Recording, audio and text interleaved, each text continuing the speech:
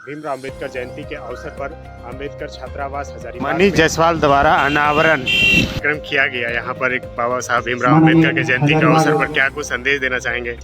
थोड़ा सा लोकप्रिय सांसद। सबसे पहले तो बाबा साहब के जयंती पर आप तमाम लोगों को बहुत बधाई, बहुत बहुत शुभकामना।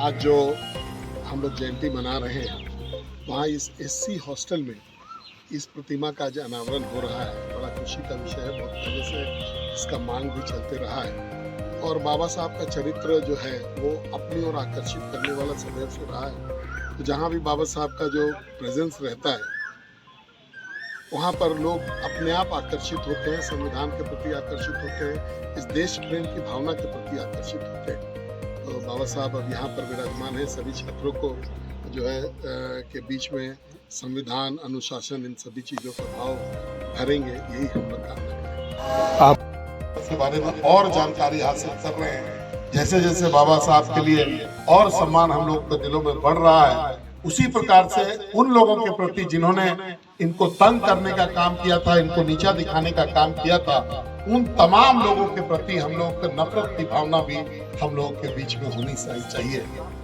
आज बाबा साहब के संविधान का में अधिकार सबको है कि सबको बराबर का अधिकार किसी भी चीज पर दिया गया है। ना तो कोई ऊंचा है, ना तो कोई नीचा है। और आज गर्व से हम लोग कह सकते हैं कि इस देश में रहने वाला कोई भी व्यक्ति किसी भी पद पर जा सकता है, इसमें कोई संदेह का विषय नहीं है।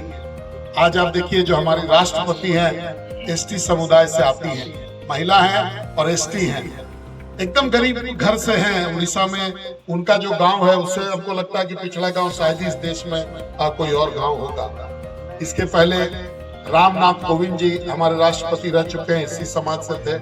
तो आपको अपने मन में ये विश्वास रखना है कि भारत का एक एक नागरिक अगर आज वो मेहनत करे, आज अपने विजन को दिखाए, तो वो किसी भी महत्वपूर्ण पद पर पहुंच सकता है, कहीं भी जा सकता है।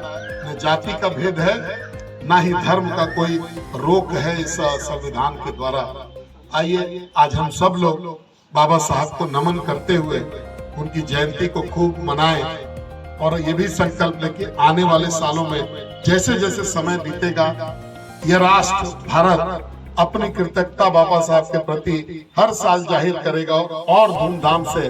आज जितने तीव्रता से हम लोग इनकी जयंती को मना रहे हैं, अगले साल और थोड़ा सा जोड़ें। इसी प्रकार से इनका जो महानता है, उसको हर साल हम लोग सेलिब्रेट करें।